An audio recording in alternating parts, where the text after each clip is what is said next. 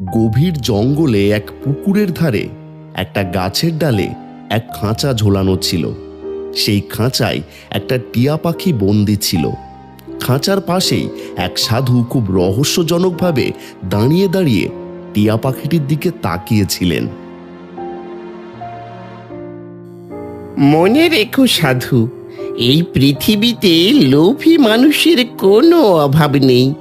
আমি খুব শিগগিরই আমার আসল রূপে ফিরে আসব। চেষ্টা করে দেখতে পারিস, যদি সফল হোস তাহলে তোর কপাল ভালো, আর যদি ব্যর্থ হোস তাহলে তুই সোজা পাথরে পরিণত হবি, আর তোর কোনো অস্তিত্বই থাকবে না।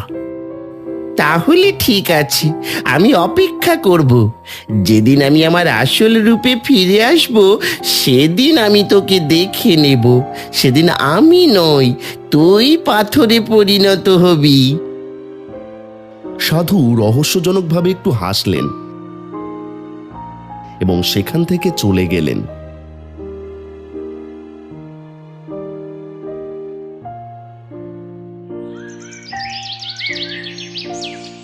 এই ঘটনার কিছু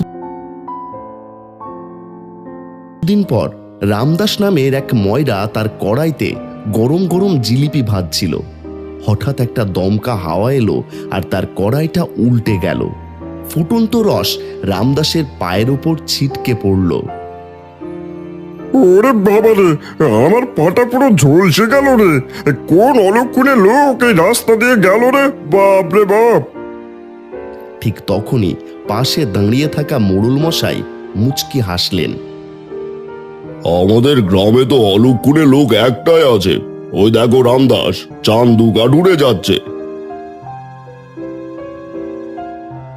এই কথা শুনে রামদাসের নজর চান্দুর ওপর পড়ল আর সে রাগে ফুঁসতে লাগলো। তুই এই পৃথিবীতে জন্মালি কেন রে চান্দু? তোর জন্য পুরো গ্রাম একেবারে অতিষ্ঠ হয়ে উঠেছে। কিন্তু আমি কি করলাম রামদাস? কি করলাম মানে? আরে আমি গরম গরম জিলিপি ভাজছিলাম, তুই এই রাস্তা দিয়ে যাওয়ার সাথে সাথেই এমন জোরে হাওয়া দিল যে আমার কড়াই উল্টে গেল, আর এই ফুটন্ত রস আমার পায়ের ওপর পড়লো। আমার পাটা তো পুরো ঝলসে গেল। আমার আজকের পুরো কাজটাই মাটি হয়ে গেল। এখন আমাকে আবার বদ্যি মশাইয়ের কাছে ছুটতে হবে। মোড়ল মশাই, ওকে গ্রাম থেকে তাড়িয়ে দিন। গ্রামের লোকেরা ওকে আর এক মুহূর্ত সহ্য করতে পারবে না। এই কথা বলে রামদাস খুঁড়িয়ে খুঁড়িয়ে বদ্যির কুঁড়ে ঘরের দিকে চলে গেল। সব শুনে চান্দু খুব মনে কষ্ট পেল আর জঙ্গলে কাঠ কাটতে চলে গেল। সে যখন একটা গাছের কাঠ কাটছিল ঠিক তখনই সামনেই বীরজু নামের আরেকজন কাঠুরেও কাঠ কাটছিল। চান্দুকে দেখা মাত্রই বীরজু রাগে ফেটে পড়ল। এই সাত সকালে কার মুখ দেখলাম রে বাবা? মনে হচ্ছে আজ আর এক টুকরো কাঠও কাটা হবে না। তুমি এসব কি বলছো? একদম ঠিক কথাই বলছি। যে একবার তোর মুখ দেখেছে তার সাথে কোনো না কোনো খারাপ কিছু ঘটেছে। হঠাৎ ঝড় উঠল আর একটা বড় গাছ ভেঙে সশব্দে বীরজুর গায়ের উপর পড়ল। বাঁচাও, আমাকে গাছের তলা থেকে টেনে বের করো কেউ।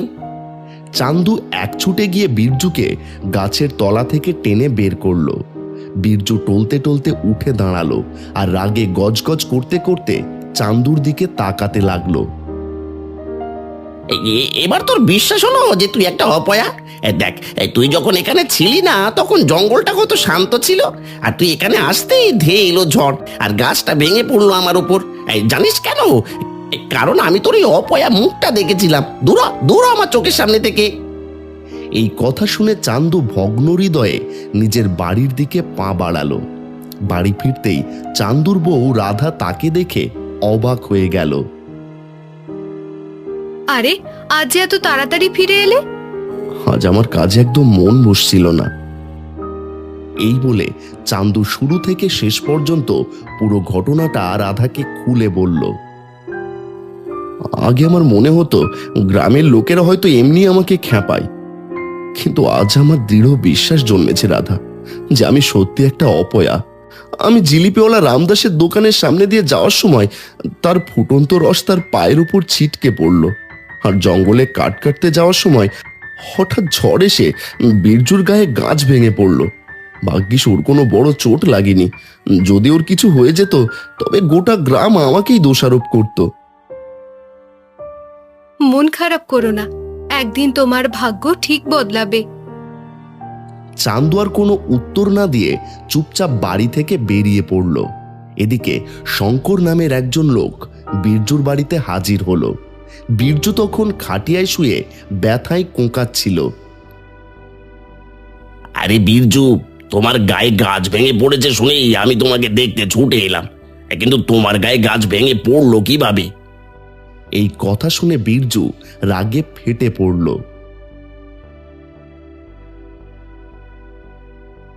এই কথা শুনে শঙ্কর রেগে গেল। আসলে শঙ্কর নিজেও চান্দুকে দু চোখে দেখতে পারত না। তুমি কোনো চিন্তা করো না, আজ আমি মোড়ল মশাইয়ের সাথে এই বিষয়ে কথা বলবোই। আজ এর একটা এসপার ওসপার করে ছাড়বো যে চান্দু এই গ্রামে থাকবে কি থাকবে না।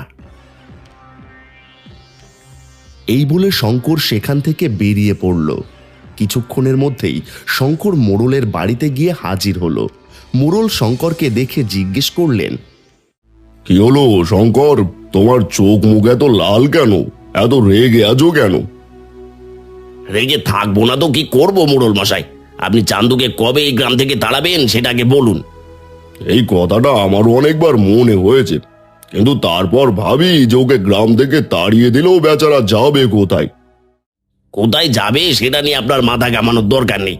এই অপয়াটার জন্য গ্রামের লোকেরা একের পর এক বিপদে পড়ছে। কাল রামদাসের গায়ে গরম রস পড়লো, আজ বীরজুর গায়ে গাছ ভেঙে পড়লো। মিলিয়ে নেবেন মোড়ল মশাই, একদিন আপনার নিজেরও বাড়ির ছাদটা আপনার মাথায় ভেঙে পড়বে, তখন বুঝবেন। আরে শঙ্কর, মুখ সামলে কথা বল। এসব কি অলক্ষণে কথা বলছিস? আমি সত্যি কথাই বলছি, পরিস্থিতি আরো খারাপ হওয়ার আগেই আপনি চান্দুকে এই গ্রাম থেকে বিদায় করুন। মোড়ল গভীর চিন্তায় তলিয়ে গেলেন। ঠিক আছে, চলো আমার সাথে। কিছুক্ষণের মধ্যেই মোড়ল শঙ্করকে নিয়ে চান্দুর বাড়িতে গিয়ে হাজির হলেন।